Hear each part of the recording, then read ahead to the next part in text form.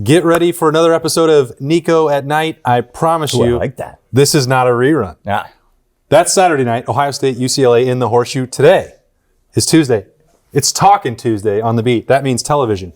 10 TVs. Adam King is joining me, Austin Ward, to get ready for Ryan Day's weekly press conference, which, adjust your schedules, will be starting 1 hour earlier, 11 o'clock. That means you have to watch this video 1 hour earlier. So if you're watching it past 11 o'clock, 10 o'clock, you're already late. Yeah, try and catch up.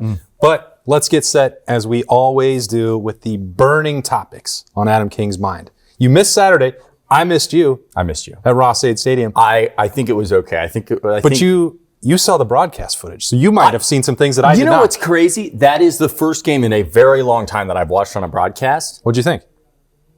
It's an interesting watch. I find myself like halfway through the first quarter, I'm like, ask about Carnell Tate. Somebody bring up Carnell Tate. Anybody. And finally, Jake Butt's like, hey, I don't think we've seen Carnell Tate. I'm like, hey, we got there. We sure hadn't. Yeah. Now we could see him. Yeah. That's the one thing you were missing. Yeah. Like, well, he doesn't have his helmet. Yeah, he's just standing right there. You could see him in the background. He's like right on the edge of the sideline. I'm like, what? That's interesting. Yeah. So that means your first question. My first question is, I don't think that Carnell Tate went out for warm-ups, stretched, ran a route, and felt something twinge. I think Carnell Tate probably felt something for a little bit throughout the week. We saw him leave the Penn State game. Yeah. Sort of gingerly, limping. And I thought maybe it would be an ankle situation, but the way that Ohio State has described it makes you think maybe muscle. But yeah. So, maybe he felt good all week, kind of took it easy, and they were like, let's just see how it is the morning of. And then the morning of, he was like, hey, guys, it's a little tender. And they were like, well, this is Purdue. So what we're going to have you do is get back on that bus, and we will see you at the Woody. It couldn't have been that serious, one, because he was dressed. And I know he traveled. And Ohio State, they're not shy about the injury report. You saw Josh Padilla. Like, if he was out, he would have been out. Yeah. First question. I think I would rather ask Ryan, because, first question, it's going to be, we'll see. He'll say something about UCLA. Who most impressed you stepping in? That's a good question. Because there is Mylan Graham. Here is your opportunity. Go take it. And I think Mylan would tell you, of course, his first opportunity, that's tough. You've got to catch that football. He made up for it. They ran the exact same play in the opposite direction, and he made the catch that time. So in Ryan Day's eyes, he's had a chance to watch the film. Does this get Mylan Graham on the field more? There are worlds. I look at the San Francisco 49ers right now. We're like, sometimes injuries allow the next guy to get more reps. Yeah. Mac Jones is never going to give up that role now. 49ers fan, that's his job. Obviously, Mylan's not going to be on the field full time, but I think this probably puts in the back of your mind, we need to get 5 on the field a little more. How impressed were they with Bryson Rodgers? Yeah.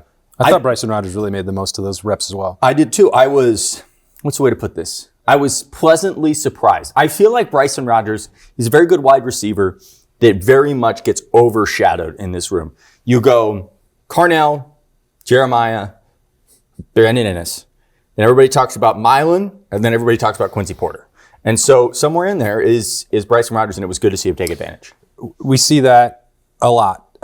It's human nature, because you know who the established veterans are, and then you want me to list them again? Well, no, you covered it. Okay, but at any position, just generally, the way that we talk about Ohio State's roster, you have this sandwich where there are really good players and really highly touted recruits sitting in the middle who are waiting for an opportunity. I'd say like someone like Aaron Scott is in that same situation where we were in a rush in this offseason, and it turns out that was pretty justified with Devin Sanchez, but you overlook a Bryce Wester and Aaron Scott because he's not going to be a starter, and he's also not the shiny new 5-star toy.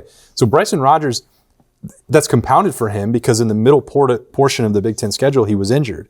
And so the next conversation was, well, Quincy Porter is going to make a couple plays against Wisconsin. You've seen Mylan Graham start to get involved, and then you just kind of you double down on ignoring Bryson Rodgers. And Saturday was an opportunity for him to say, hey, forget all that. I'm still right here. I'm going to make a couple big catches on third down. I'm also going to block on the perimeter. And it's not to say that I don't disagree with you that Mylan Graham, the way he responded to the early drop was significant, but Bryson Rodgers went back out there and said, hello, I'm still here. And what that means for both of these guys, maybe on Saturday against UCLA, reps, maybe against Rutgers. Does it change anything for the end of the month? Maybe not. I don't know. But that's a good question. All right, so let me ask you a question about my question here. And I want like a percentage that Ryan Day will actually answer this, all right? I know that Michigan is still 3 games away. Two games away. 2 games away. Yeah, 2 games away.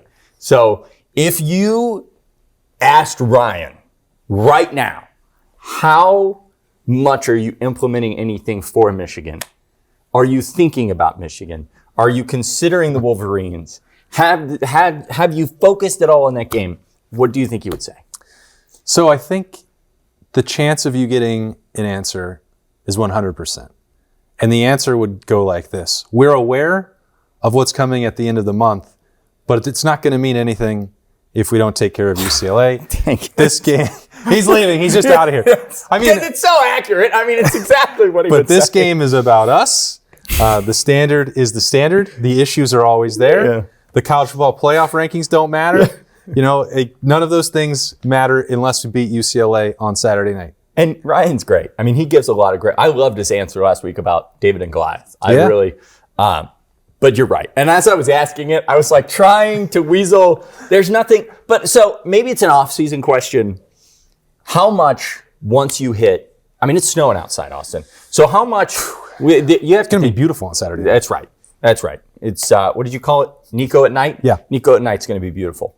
How much are they implementing that structure during the season? Because Urban used to be very upfront that they would work on it throughout the year. Yep. Are they doing that, or is it just, we're obviously watching film, but we're not focusing on any of that? Yeah, I mean, I think that's the part that when I was asking, or I did ask Ryan Day, and I obviously didn't love it, to phrase it that way as a scrimmage and an opportunity for them to experiment against a Big Ten opponent.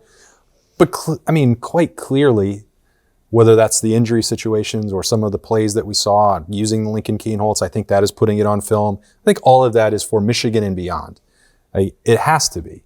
Because Ohio State knew once it showed up at Ross-Ade Stadium on Saturday, it was not going to lose to Purdue. Mm-hmm. Spoiler alert, it's not going to lose to UCLA as a 31.5-point favorite on Saturday night, and it's not going to lose to Rutgers either. So if it's not using some of these opportunities available to them, yes, it's great to use it to build depth, but I think it also, if there are those few, stones that could, trip up Ohio State, to go back to the David and Goliath, comparison he used last week, working on the run game, expanding, some of the special teams arsenal, all that stuff, that has to be designed so that you win in the big house. Otherwise, what's the point? I know that there were some people that thought that what happened on Saturday was what's the point? It was boring and they didn't try everybody. And, I think they were specifically accomplishing goals. And the first and foremost one on Saturday was to be healthy. Yeah. And that's important to get to the big house. And that wouldn't be done. It's not just to save them for the postseason at this point, because I think you almost have to, that stuff is going to start on November 29th. Okay. My next question for Ryan Day. Truth serum Ryan Day. There he is. Go. Lie detector version. Lie detector Ryan Day. We got to get this sponsored. It's a lie detector Ryan Day sponsored by. Wait, is there lie detector companies out there? Right. Come find us. Are you thinking about the Heisman on the sideline up 28-0? Up, there's going to come a time in this UCLA game. I think it'll be rapid, very rapid. My bold prediction, I know you do bold piece, don't want to step on your toes. No, please. I think that this team could have 3 or 4 turnovers in this game. Okay. I've seen UCLA force a lot. So I think Julian Say and Jeremiah Smith are going to have a lot of opportunities to make plays. So my question then becomes, with that, how much are you thinking about the fact that award does help with recruiting? Yeah, and I would say that's another spot where he's, the way he's acting is treating it very low. Now, it's a balance, because the only one who can approve Ohio State putting up websites for Julian Sayin and Jeremiah Smith is at the top of the program. That's Ryan Day. Mm-hmm. He did that. That's an unusual step for him to take. However, on Saturday, he's in the red zone, and he takes number 10 off the field and puts number 3 in there. Wildcat. And Lincoln Kienholz scores a touchdown. So could that have boosted a Heisman campaign? Of course. Nobody's going to be going through the list and, here's also another touchdown accounted for Julian Sands. Forget about that. It happened against Purdue. The people that are scanning, they're not, the voters can't watch every game. I know I'm, peeling back the curtain on how these awards are voted for, and there's hundreds of ballots. People are not watching every single game. They don't know where every touchdown comes from. So in terms of numbers accumulation, Ryan Day definitely wasn't thinking about that against Purdue. Whoa! So this is a very special episode. I don't know. I Dream of Jeannie was on Nick at Night, right? We're on the surface of the moon. We've been removed to a different studio. So we've got through a couple questions. And Talking Tuesday is still going on. As you can tell. Oh, no, never mind. You can't tell anymore. So I could write it on the wall. But if you're watching on 97.1 The Fan or 10 TV or 10 TV Plus on those YouTube channels, a little bit different. That's okay. Everyone is very busy because things are ramping up. There's snow on the ground, as you mentioned. You've got to get forecasts, and they've got to look ahead to Saturday night where, again, knock on wood, it's supposed to be beautiful. But let's get back to business. I'm glad we kept going here and didn't just say, have a good night, everybody, because I got a lot more questions. Yeah, let's hear Starting with, where is Nico's helmet?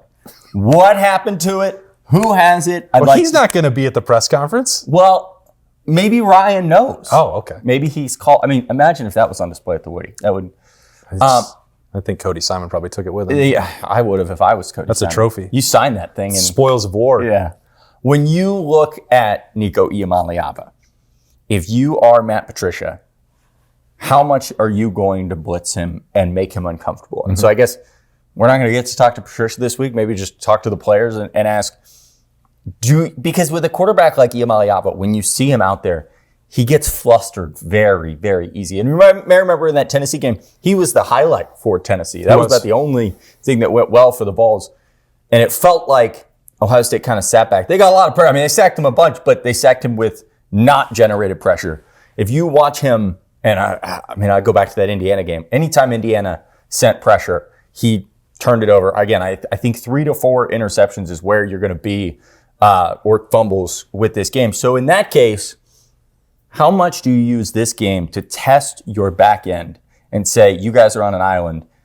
Let's see if the UCLA can beat us deep because we want to see if we can rattle this quarterback. And I think probably coming off of the Purdue game, you had no sacks in that game. You probably want to get a little more pressure on the quarterback. So I would ask the defensive coordinator we won't talk to, sir, how much are you willing to just let this secondary go and just get after the quarterback? Yeah, I think we're overdue to talk to Matt Patricia. He's done a few interviews after games. He's been on, the post-game show on the radio with Beamer and Jay-Z.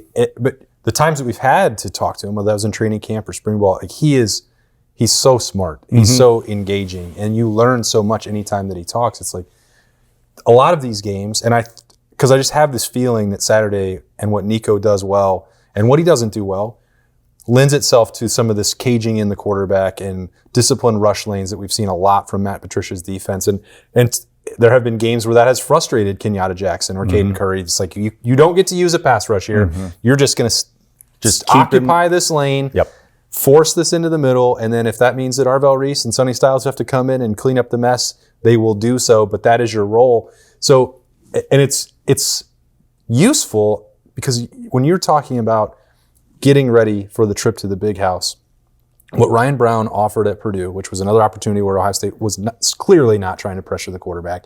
They were trying to cage him in. Nico's the same thing.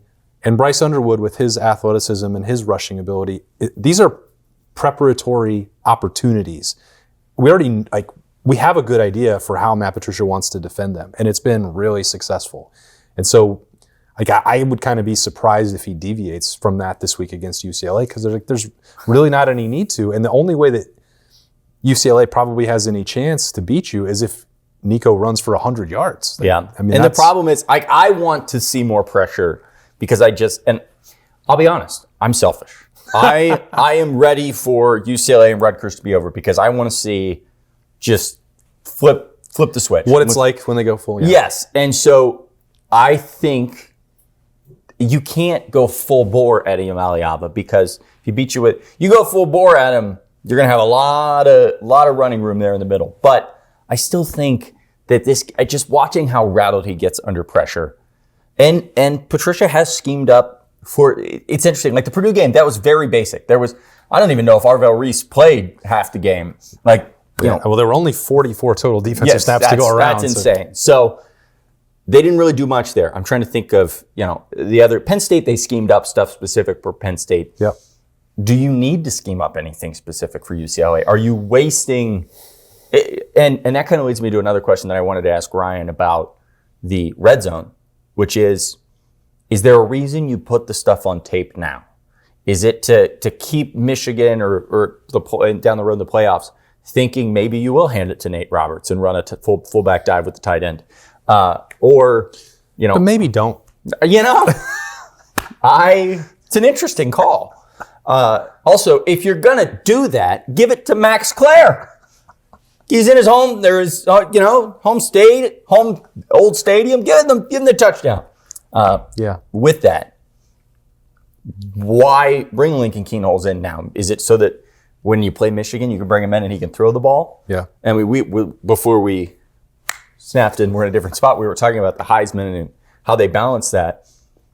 I don't know that Julian, if you run that same play, he probably scores on that play. Would you disagree? It was blocked well. Not perfectly, but I don't know that there is a huge difference in the athleticism between the two. And that sounds a little bit... Thank you. It sounds a little bit crazy because a big part of the conversation throughout, the quarterback competition and before the starter was named was you could tell that the running game was going to be a bigger aspect if Lincoln Kienholz was involved offensively. I do think he's a better runner. I think he can jump higher. He was an Iron Buckeye. All those things are true. But it's not a situation where one is a pure pocket passer and a statue, and the other is a out-and-out dual-threat rusher. I think Julian Sayin has shown increasingly, not enough that Ohio State is ever going to build a zone read package or rely on him to run the football, but he certainly on the scramble against Penn State on third down and making two guys miss, he showed that he can do some things with his legs that he did not get very much credit for in August and in the build-up to his starting debut. Could he have scored on that play if he's following C.J. Donaldson in the end zone? Yeah, I think there's a pretty good chance that he could. Do you want him to be hit that way where you might be more willing to let someone with Lincoln's physical frame and mature physique and development process play out? Are you more willing to take that risk with him? Yeah, almost certainly you are. But, it's a fascinating dynamic because I do think that Julian could do those things. And there's probably going to be a time, Will Howard having to keep it in the Cotton Bowl last year against Texas where Julian Sayin is going to have to make a play with his legs. Was it going to be against Purdue? No. He's shown that he can use his legs, and it's worked very well. I do wonder how much of the C.J. Stroud, I'm not a running back? Yes, I'm not a running back, is playing out in that where, maybe Ryan says, hey, don't run unless you have to or you have the open field. Because if you do notice with Julian, he's very good at, if he's going to run, he's going to run out of bounds. If that, even if there's probably another 3 yards, 4 yards he can get, he's going right out. So I'm sure that's a directive from Ryan that no yardage is worth you getting hurt with what's still to come. My other questions on this team, I look at the right guard. I think I don't know that we have answers. I don't know that we're going to get answers. I think if you asked Ryan his concern level lie detector version. Yeah. I don't think we've done that in here. No, this is our first lie detector on the moon. If you ask Ryan most concerned, it has to be right guard, wouldn't you say? There's no doubt. Yeah. And I think the frustrating part for him, Adam, is after Penn State, it was like, last Tuesday, and we're in the team room, and I asked Ryan Day about Tegra responding to the challenge to his job. In the previous Wednesday, we saw him getting the extra work on the field at the Woody. He played, I think, his best game of the season against Penn State. There probably isn't even a close second. And it was like, oh, okay. Well, they can relax. Well, maybe they relaxed too much, or maybe Tegra Shabola relaxed too much because Ryan Day was getting those questions after the game on Saturday about what appeared to be a regression there. So just when they thought this thing is fixed, they couldn't get Josh Padilla those reps because he was out on Saturday against Purdue. Ryan Day said they think that he could be, it's not a long-term issue. They think he could be back against UCLA, and it would be against Rutgers at the latest for him to return. That would have been the opportunity to go 50-50, get a bigger evaluation and say, well, maybe it is time to make this switch to Josh Padilla, and they couldn't do that. And now the time is running out because this does tie into all of our conversations now, whether Ryan Day wants to participate them or not, are based on what's going to happen after these next two games. And do you want to make a switch at right guard the week of Thanksgiving? You can't. You don't want to do that, and you probably shouldn't do that. Yeah. You can, And we saw them debate some of these moves going into the playoff and in that game against Tennessee and Nico Amaleva last year. But there's too many games, and Integra's played too much football, I think, for them to actually take that step for that game in particular. So it got wonky again. And I didn't think it was going to. I thought they had made enough progress, and then it was 2 steps forward and then 3 steps back. It's probably not going to be solved by Michigan, and it's going to be a hold your breath scenario when they go up to Ann Arbor. I think the frustrating thing, and Ryan Day's the coach, and Tyler Bowen's the position coach, just to watch it, like, you can see high-level football from Tegra Shabola, and then you can see him, like the screen that was going to score, just missed the block. It's the swings within one game, that inconsistency that's maddening. And I'm sure when they're looking at this position battle and debating the step forward, it's like, you know what you're going to get from Tegra Shabola, but that doesn't actually appear to be the case because there's so many volatile swings from snap to snap from him. I think that's why this door has been open for so long. And clearly there was some optimism that Josh Padilla was going to walk through it, but then he got the injury against Penn State and then didn't get to play at all against Purdue.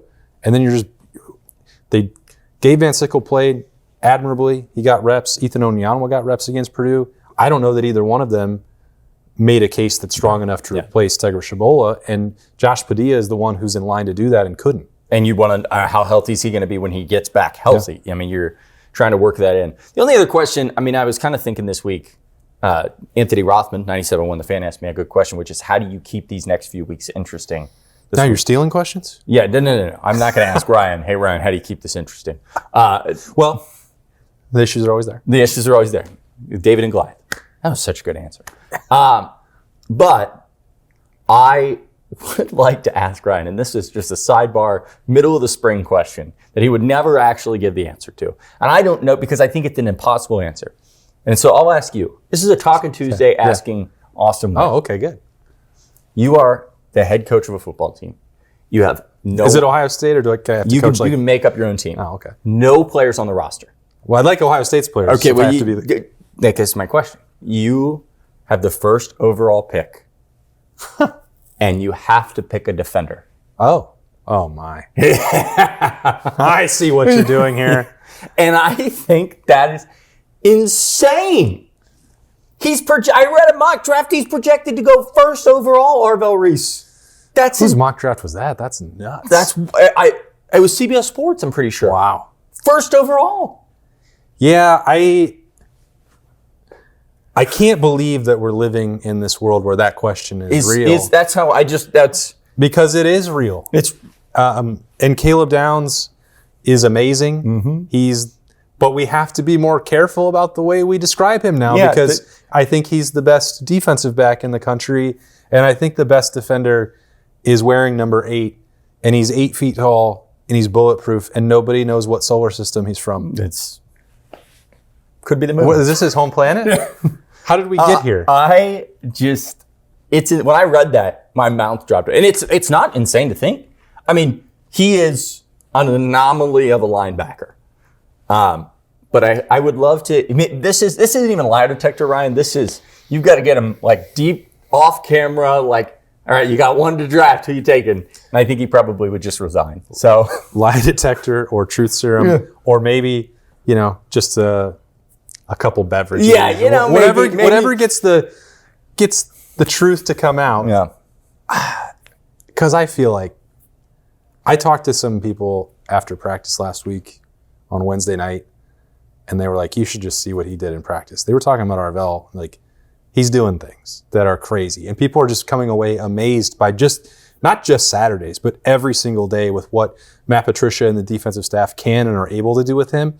And I think, so that's my answer. Right now, the level he's playing taking Arvell? I would take Arvell because he just does so many things for you. And that's not to say that Caleb doesn't, because you could it's such a crazy world. Like, you could probably have them trade positions and responsibilities in games, and they could each execute it.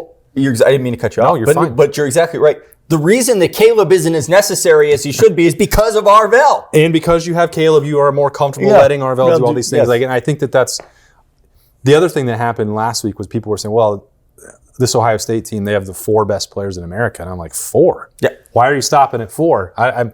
What's happening here? Because they're talking about Julian Sayin, Jeremiah Smith, Caleb Downs, and Arvell Reese. I'm like, Carnell Tate is not like the second best wide receiver in the country? I see he was projected as a 5th. I mean, there is a world. You add in Sonny Styles.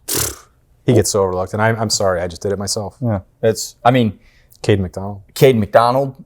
I think Jermaine Matthews, by the end of this all, is going to be a first-round pick. I mean, it's just the embarrassment of riches. The fact that we spent the whole offseason, I'm not going to say we, Buckeye fans knew what we had. And I think if you go back and look, Buckeye fans knew what was inside the Woody. Yeah. We knew what they had. Yeah. And if you go back and look at our videos, we were complaining about why Texas was getting all this hype and everything. And in reality... Glad we were right about that. Yeah, nailed that. And it's just insane that this might be one of the most talented Buckeye rosters I can remember. Yeah. I mean... Yeah, and Arvell has been pivotal for that. And it's changed everything. Allowed Matt Patricia to get in the lab and be Willy Wonka in the chocolate factory and just cook up whatever he wants. And your imagination runs wild. Like it's crazy that Arvell has reached that potential and what that has meant for the defense as a whole. Now, all 3 levels are contributing to that, but Arvell is also like popping up in all of them too. Can we do this as an extra video as we lead up to what we assume will be the Rose Bowl? We draft teams. Oh, boy. And then we let people vote on them and see who wins. Okay, sure. Yeah. I feel like that would be fun because I think it's just crazy because both teams, if you split this roster in half, you could probably still have a playoff and championship contender. Well, yeah, they also would have beat Purdue. I mean, I thought that too. That was a scrimmage. We don't even have to ask Ryan Day about that again. But I think he got one question about Purdue. How many questions do you think he gets about UCLA? Last thing. I think 1. I think 2. I think 1 on Yamaliava, 1 on UCLA. Well, because you're going to ask where the helmet is. Yeah, that's right. They're both going to be me, so I win the bet. That's the problem. You could just immediately follow up. Yeah, real quick, Coach. What are your thoughts on UCLA? Oh, and also about UCLA. And I have to win this bet real quick because it is Talking Tuesday on the beat. A bunch of questions and multiple studios to record in today. Thanks for bearing with us. Maybe it didn't affect you as much as it did us. We were rattled, but we powered through. It took me a little to get back in the mojo there. If you watch those 5 minutes, I'm all over the place. And if you were just listening on Apple or Spotify or Roku or anywhere you get the podcast, none of this will make any sense to you. But if you've been following along and watching, thanks for bearing with us as well as we got our bearings back to get ready for a Tuesday in the Woody Hayes Athletics Center, listening to Ryan Day as he previews the matchup with UCLA Saturday night, prime time in the Horseshoe. Thanks for joining us. He's Adam King from 10 TV and Television, and I'm Austin Ward. We'll talk to you later.